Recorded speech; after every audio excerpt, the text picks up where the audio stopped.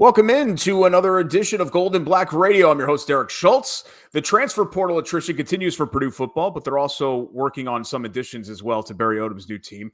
In hoops, the Boilers had a somewhat disappointing effort in Indy in a loss against Texas A&M, and now they face a national title contender in Auburn in the final challenge of a rigorous non-league slate, which comes up this weekend. We're going to talk about it all. Again, we're going to hit Tom, we're going to hit Brian, and we're going to talk all about Boiler football and Boiler hoops in this latest edition of Gold and Black Radio. But first, a thank you to our sponsors, including Purdue Federal Credit Union, a proud partner of Purdue Athletics and the official credit card for Purdue fans. Boiler Up, East End Grill and Ripple and Company, two distinctive bistros across the street from one another on the far end of Main Street, the perfect place for your next event.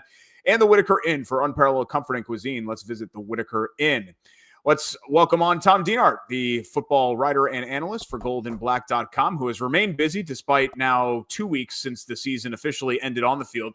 And Tom, let's start with how this staff and roster is shaping up. We're still only about a week into the Barry Odom era. Have we gotten any more clarity on that front? Or I think at the very least, do we have a timeline, particularly when it comes to his staff here in the next few days?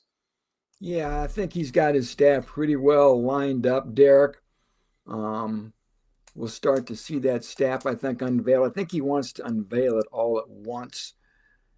The thing to watch is the UNLV bowl game is Wednesday night.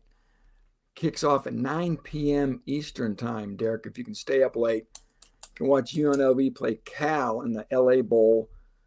After that game, imagine on Thursday, maybe we'll get some official announcement on who comprises the Barry Odom staff.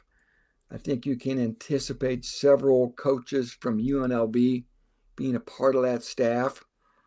I think there's a couple coaches right now working in West Lafayette that came from an SEC school. I think they've got their eye on a general manager who may be in place, if not now, very soon. So there's a lot of wheels going on in motion here in West Lafayette as far as the staff goes. And, of course, everybody's eager and wanting to know, well, what's this roster going to look like, Derek Schultz, and who's going to be on it? I know you wrote about some of the UNLV players who may follow Barry Odom, and we've gotten a couple of those announcements already, but you wrote about it for goldandblack.com this week. Who else are you expecting to potentially join this Purdue football team in 2025? I'm really not sure off that UNLV squad, to be honest with you, Derek. The majority of the better players, the guys who earned all conference for UNLV last year are seniors. They're going to be gone. There's still a raft of underclassmen who have eligibility that we suspect are going to matriculate to West Lafayette. Now, who those guys are, I'm really not sure. There's just about 3 guys in the portal right now, a running back and a cornerback. I referenced them in the story I wrote. Those would be 2 guys who make some sense. But after that, Derek, I would just be guessing as far as who on the current UNLV roster will come to Purdue. The number I had heard is between 10 and 15 guys. Now, what we've seen more of and reported of are the UNLV 2025 signees who have flipped. 5 of those guys have flipped already, one of them being Barry Odom's son, Garrett, a quarterback. So, yeah, 5 signees have flipped. They'll be true freshmen. Expect another here very soon as well. When it comes to the in-house guys, we've already seen several of the high-end players leave, including Dylan Thieneman. I know Max Clare is close on making a decision. I guess who's going to stay? I think that's what Boiler fans want to know, if they're going to miss out on all these very top-end guys. Tom, I know there's so much uncertainty here, and I'm asking you to just kind of look in the crystal ball, but how confident are you that Barry Odom and his new staff, whatever that looks like, is going to be able to keep some of these guys, these in-house guys, in-house? Yeah, as far as the real superstar, if you want to call them superstars for Purdue that are in the portal, you talked about Dylan Thieneman. Of course, we got his decision Saturday. He's off to Eugene, Oregon to be a Duck. I think he got a hefty payday if the rumors I heard are accurate. God bless Dylan Thieneman. Good to be Dylan Thieneman. Max Clare, you talked about, of course, taking visits down at Texas and Texas A&M, and will help. As at Clemson, I think, as we speak, are getting ready to leave Clemson. He's been there for a visit. So, man, if I was a betting man, I don't think Purdue has a good chance to keep Clare or help. Maybe I'm wrong. We've seen 2 other guys leave in addition to Dylan Thieneman. Drew Bibber is going to go to Minnesota, and Cole Brevard is going to go to Texas. And yeah, a few guys have withdrawn. Derek, some lower level guys have withdrawn from the portal. I imagine we'll see maybe a few more of those guys withdraw, especially as the staff is known by everybody and they know who their position coaches are going to be. And they're getting an idea too, Derek, especially on offense, right? What's the scheme going to be? That's the one position on the coaching staff I'm still efforting trying to figure out who this person is going to be. I have a pretty good gauge on who the other staffers are going to be. I've mentioned those people on our message board. That's a teaser for all you out there watching this. But who's going to be the offensive coordinator? I don't know. And I'm told it's going to be a guy from a prominent school. And we'll see. And what's that scheme going to be, Derek? Those are a lot of questions that players certainly want to know on offense. This is, kind of a related side note, but off the beaten path a little bit. I was having this conversation with a buddy of mine who's a Purdue grad, and we were arguing over, and this is, I guess, what you argue about when Purdue football is in the current state that it's in. Which team was worse, the 2024 team or the 2013 team? Wow. And I've argued, Tom, that even though I think results-wise you would argue 2024, like Dylan Thieneman's not going to Minnesota. He's going to Oregon. Cole Brevard's not going to Texas Tech. He's going to Texas. Will Held isn't visiting Louisiana Lafayette. He's visiting, LSU and some of these other schools. Yeah. I know we're only talking about the top end guys, but I really feel like, just to kind of hammer the point home, that it's not like this roster was devoid of talent. And I think that's what makes 1-11 so frustrating, when I think at the very least, this should have been like a 3 or 4 win team at the very least. Yeah, you're right. I think we all along knew this wasn't a one-win roster talent organization this year. And we're seeing that play out in the portal, like you said, Derek. Some of these guys have already picked pretty high destinations, high-level elite destinations for their next move. And I didn't mention Muhammad Musa is going to go to Louisville. Strong ACC program. Marcus Bowe was on this roster. Marcus is going pro. I talked to him last week. He expects to be a top 100 pick in the NFL draft. Gus Hartwig, another guy, Derek, with a chance to get drafted, an upper level talent too. So we could go on and down this roster. I could pick out, you could pick out other guys of similar ilk, and you're exactly right. There was no reason for Purdue to go 1-11 this year. Not just 1-11, but a horrendous 1-11 with the, I don't want to go down the bloody resume again. You all lived it. You all saw 66-0. You saw 66-7. And again, it just, as a fan, it's got to make you more frustrated, doesn't it? To know that there was indeed talent on this roster that we all suspected. And to see that talent not really used properly, and the result being just, like you said, maybe the worst season in school history. Final thing here, Tom. We've seen a lot of complaints from coaches. I heard James Franklin's comments about he's trying to prepare for a college football playoff game, and he's got to worry about keeping his backup quarterback because the portal's open right now. In your mind, are we and should we see changes to the transfer portal starting next year? Because it just feels like, say what you want about the players getting paid and these arrangements and travel arrangements and all these things that are being agreed upon. Like, I know there's this wild, wild west aspect of it, but we've got to get a better handle on it than what we have right now. No? Yeah, I think you're exactly right. Derek, one of the big issues with college sports is that gosh darn academic calendar. If it wasn't for those priorities, semesters, if they just let these kids play football and forget about everything else, right? What the heck? They're pros anyway, right? Anyway, I'm kidding. But again, yeah, I think some of it is the academic calendar. I think Purdue's second semester starts January 13th. And there's the rush, Derek, to get these guys now. So you got them in school for the spring so they can go through spring football. And yes, there is a spring portal window for about 10 days in April after spring football.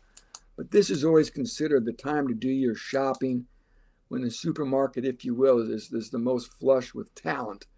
And, it just is really chaotic, isn't it, with players leaving playoff-bound teams. We've always had coaches leaving in the midst of all this as well. Can you imagine the NFL operating like this, having free agency as the playoffs start, having coaches leaving their teams just as sometimes as we've seen in the past as bowls or playoffs have started. So, yeah, we're seeing a lot of people lament that we do every year.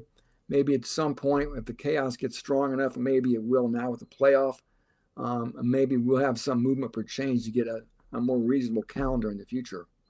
Yeah, we'll have to see. I mean, I think there's a lot of trial and error here, but it appears like there's a lot of error. So I'm hoping that there are corrections from the error, because we're all kind of jumping in headfirst into the deep end without being able to see the bottom with where we are right now with NIL and whatever this is now, year 3 or year 4 of it. Tom, keep up the great work, and keep that cell phone handy, because I know there's going to be a lot of developments. And as Tom mentioned, a key date for your Boilermaker fans tomorrow night, the LA Bowl. After that, should have a lot more clarity on staff, and then I think a lot of the other things will fall into place for Barry Odom in his first year. Yeah, again, real quick, not just the staff, but after that LA Bowl, that's when you can start seeing those Vegas players jumping in the portal and then headed toward Purdue. So that's your big date to circle over as a Purdue fan is once that game ends, see who jumps in the portal. And I think right after that game, those coaches are going to be on jet airplanes to West Lafayette, screaming into that runway out here. And I think next weekend or this coming weekend, it has a chance to be a big recruiting weekend where a lot of those portal guys will be on campus too, maybe. Appreciate it as always, Tom. We'll catch up with you again soon. Thank you, buddy. That's Tom Dienhart, goldenblack.com, and want to thank our great sponsors for making Golden Black Radio possible, including Sand Valley Resort. Celebrate all the wilderness provides this fall and winter at Sand Valley. Experience everything from curling and ice hockey to ice fishing and snowshoeing, and even the restorative benefits of a guided cold plunge in the frozen lakes. Start planning your next winter getaway by visiting sandvalleypursuits.com. Also, the Purdue Institute for Cancer Research. The Purdue Institute for Cancer Research has a history of innovation and one goal for the future: defeat cancer.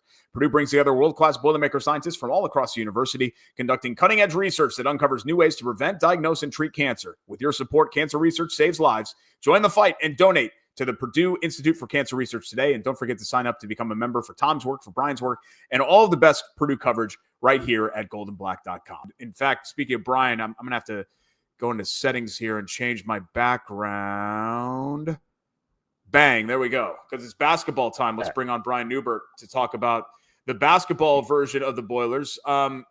This is going to sound weird to say, Brian, and we're in the trust tree here, and we've been friends for a long time, so you can tell me if I'm a total idiot here. I was almost more disheartened with the way that they lost that Texas A&M game than Marquette or Penn State. And I fully understand that those other two games were much more one-sided, but they were both true road games. Obviously, it was 95% Purdue fans, right, at Bankers Life Fieldhouse. It was a virtual home neutral type atmosphere.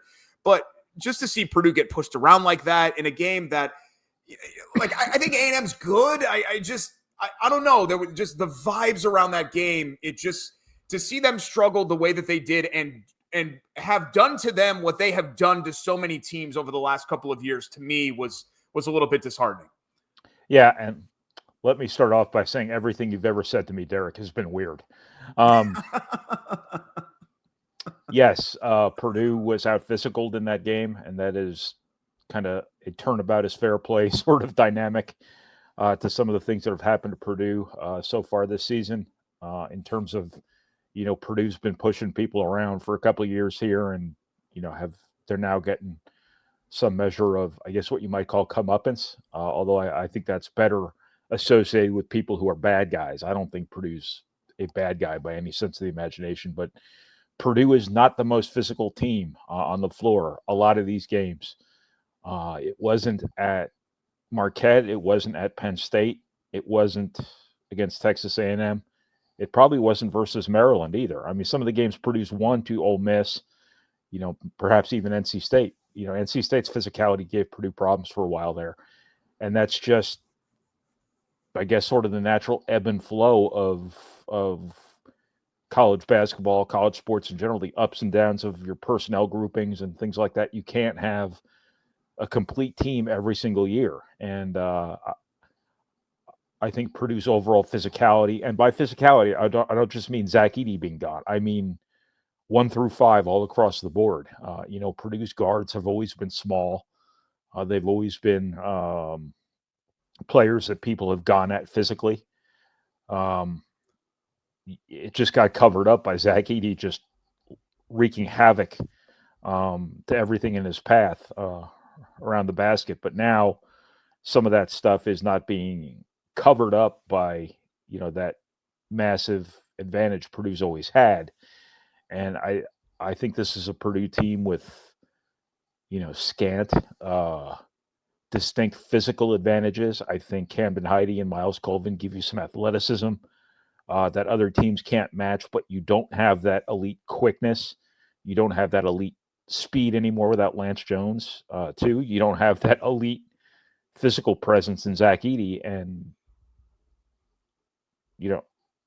after 5 years of having elite college basketball teams, Purdue this year might just have to settle for a really good one, which I still think Purdue's a really good team. When you look at who's beaten them,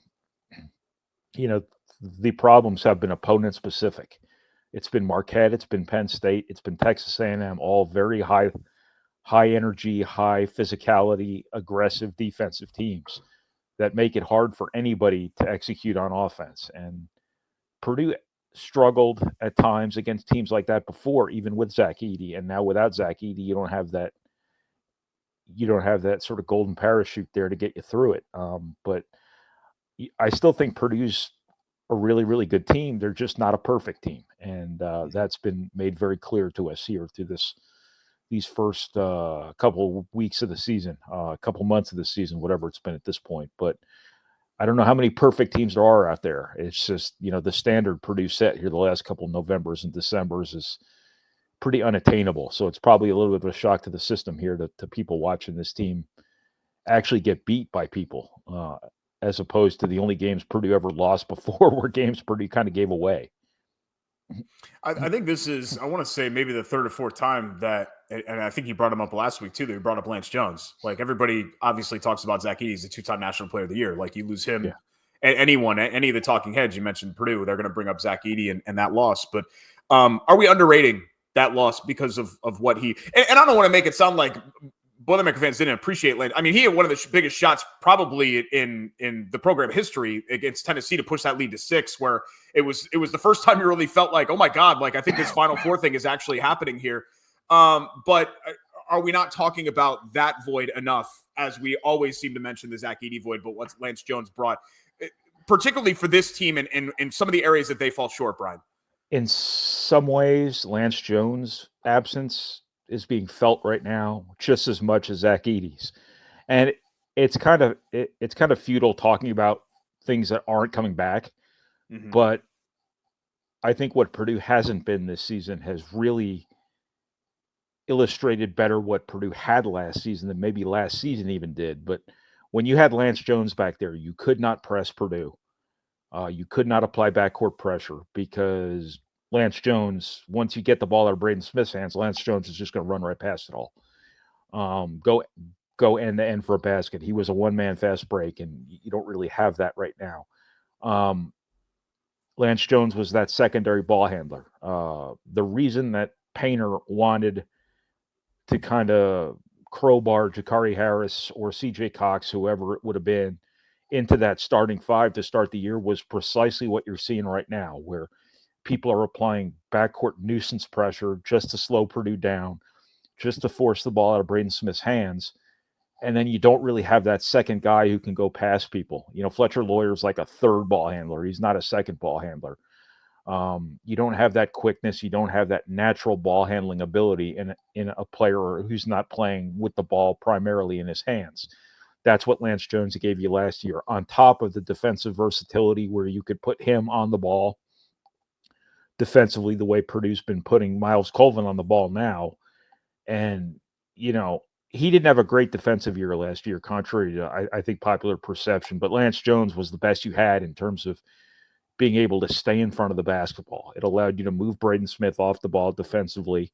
It's what Purdue's doing right now, but the guys they have right now are really struggling to keep the ball in front of them, and that's the root of Purdue's defensive problem. So yes, Lance Jones, I think his absence, to those paying really close attention, has been just as acute as Zach-Edey's absence, and that is a mouthful. It's just what you don't have right now, if you're Purdue, is precisely what Lance Jones gave you last year.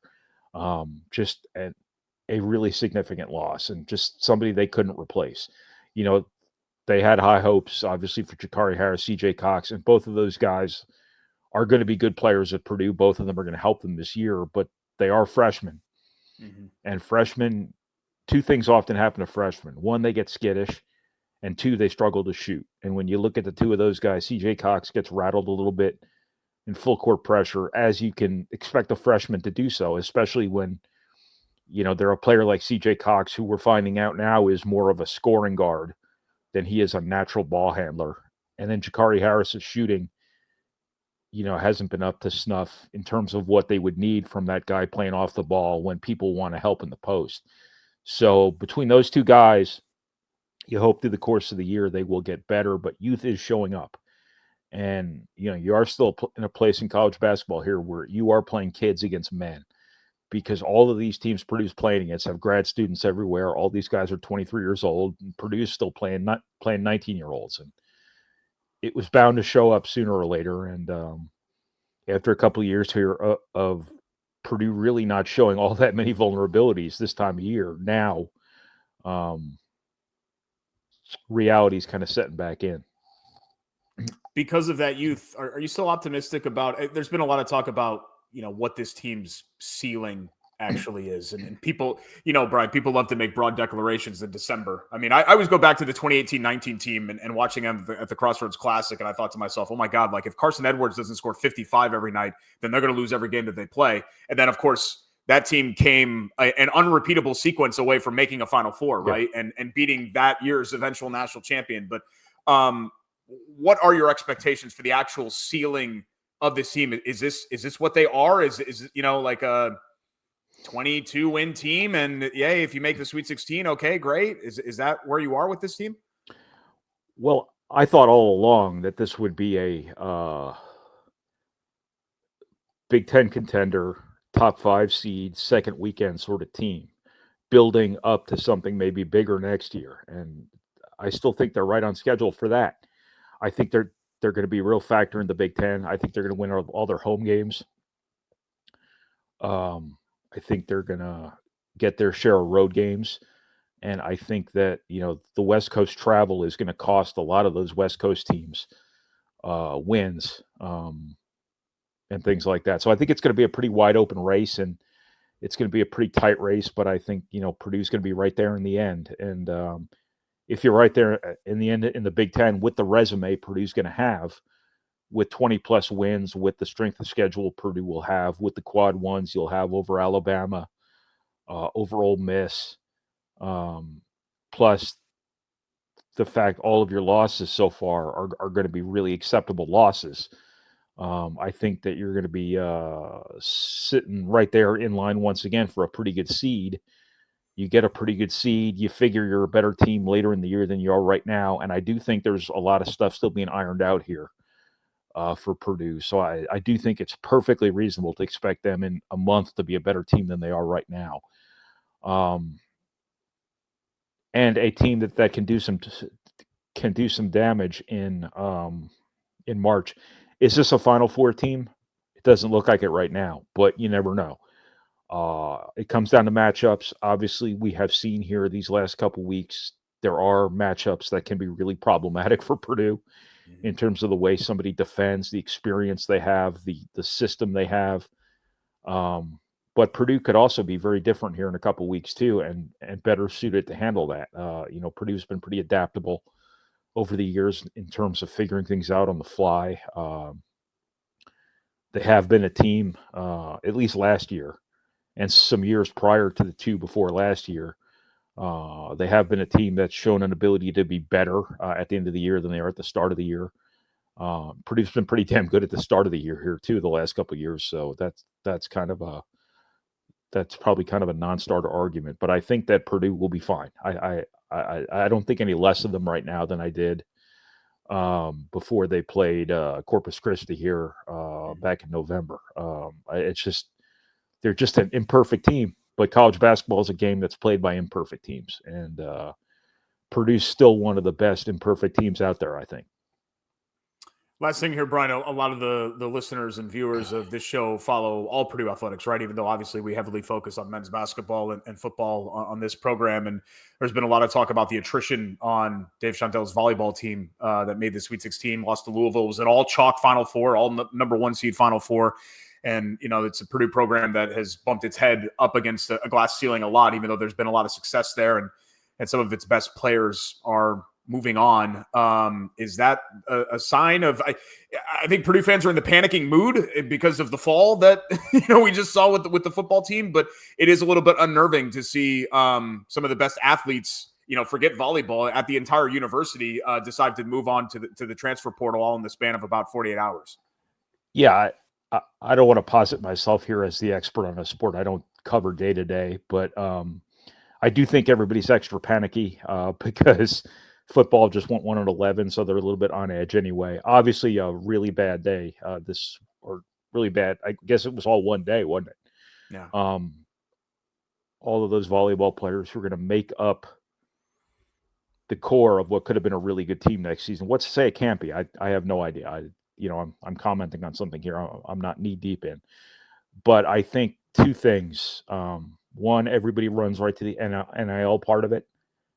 I can't tell you for certain that's part of it. I can't tell you for certain that's not part of it, but I can tell you for certain that yes, Purdue is not going to be there with $500,000 a year for to retain volleyball players. I have no idea if that was that option was on the table.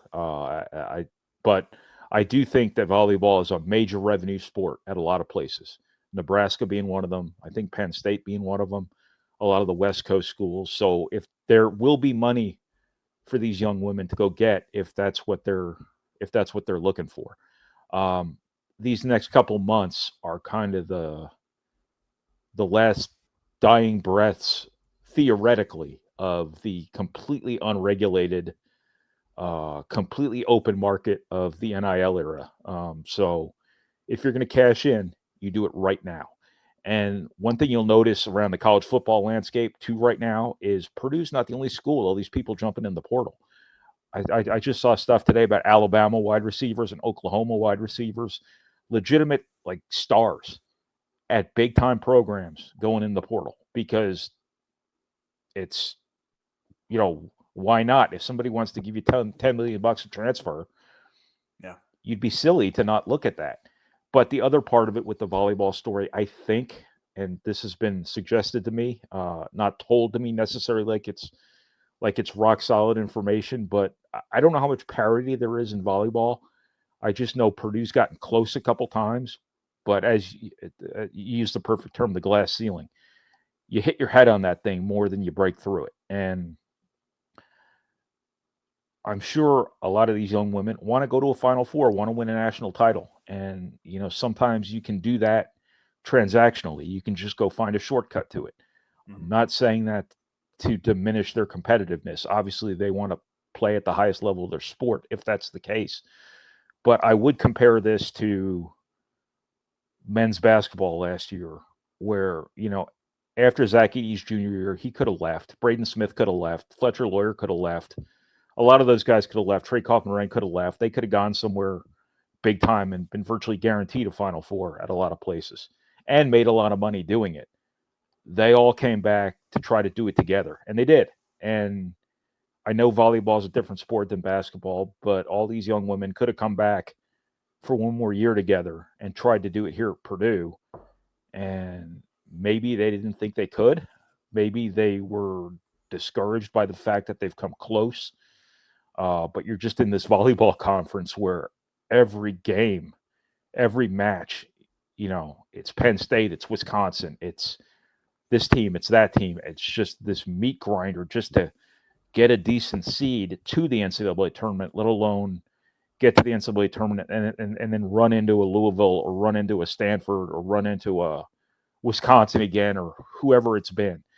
It's not easy at Purdue. And in a perfect world, we want to say athletes shouldn't want it to be easy, but they want it more than they want it to be easy, I think. And perhaps that's something that was, part of the thinking here, that all of these players not only did this, but did this together. I don't know if they all came to this conclusion together, or if it was a series of individual decisions that all just got reported on the same day, because they all went in the portal on the same day. I don't know, but that's kind of my thoughts on the matter. The NIL piece of it, I think it's been well covered here that Purdue is not sitting on $1 billion in NIL money to distribute to football, basketball, volleyball, women's basketball, so on and so forth. But I can't say for certain either that that's why these players left. I'm sure it didn't help, but I can't say for certain it was the deal breaker. Yeah, it's too bad they don't have that $50 million that Sacramento State is apparently sitting on, that Adam Schefter said, right? Yeah, well, they had to get that money together to cement their case to get into the Pac-12 too. So it's probably a little bit deceptive. It's probably not real, true NIL funds. It's probably just a cosmetic number they raised for a variety of reasons to put on a piece of paper when they apply to get in the Pac-12, which tells you how stupid college sports is. Like, whoever would have thought that Sacramento State's going to be in a power conference? Not that the Pac-12 is even a power conference anymore, but come on, man. Yeah, I mean, it's I think you can be for player empowerment, which I staunchly am, while also understanding that the situation where it is right now, it doesn't, even the timing of it, Brian, to have, like James Franklin, say what you want about James Franklin, right? Sometimes he says stuff and I roll my eyes, but he's exactly right. The poor guy's trying to prepare for a college football playoff game, and he's got to worry about his backup quarterback going somewhere. You know what I mean? Like, what are we doing? It doesn't seem like a tenable situation to continue. I liked what the coach had, I think it was John Summerall, maybe, or no, it was Jeff Traylor down at UTSA, said that people blame the kids for this. It's the adults who made the system. Yeah. Right. It was years of NCAA tomfoolery about stuff that was inevitably coming that led to the portal getting thrown in there when no one was asking for it. When I say the portal, I mean just the open, unlimited transfers. It was years of losing in court that led to all of this stuff. And there are changes coming. Whether or not those changes have teeth, that's always something people are going to be skeptical about when, college sports are involved. But it is the adults who made this calendar. It is the adults who made the portal window now, where you're preparing for a bowl game and your team has to go in the portal, or your team has to make its transfer decisions then and there. You've got interim coaches everywhere because the recruiting calendar is such that if you're going to take another job, you got to get started there. The NFL draft obviously isn't going to wait on you to get done with your bowl game to start training. So that's what's made this time of year just a complete debacle for college football. But, college football tends to get defined by debacles. So it's just one more layer of entertainment for us who like to sit back and laugh at it. Yeah, like the tweet that you had today about that kid that, Tulane, Western Kentucky, UAB. I'm missing like 5 other schools in there or something, right? He's transferring to his 5th school. His last school was there were 2 power conference schools. This is TJ Finley. I think he was at Western Kentucky this past year, or Tulane or Tulsa, one of the 2. And he's back in the portal now, or was, and just committed to somebody else. So it'll be 5 schools in 5 years. They always tell me that it's really hard for quarterbacks to learn offensive systems. This guy must be an absolute savant. Yeah.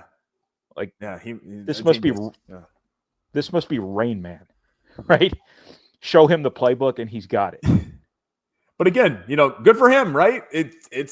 That's part of the rules. You do you. I mean, you make decisions for your life and the whole deal, whatever you think is best. But it's gotten really crazy.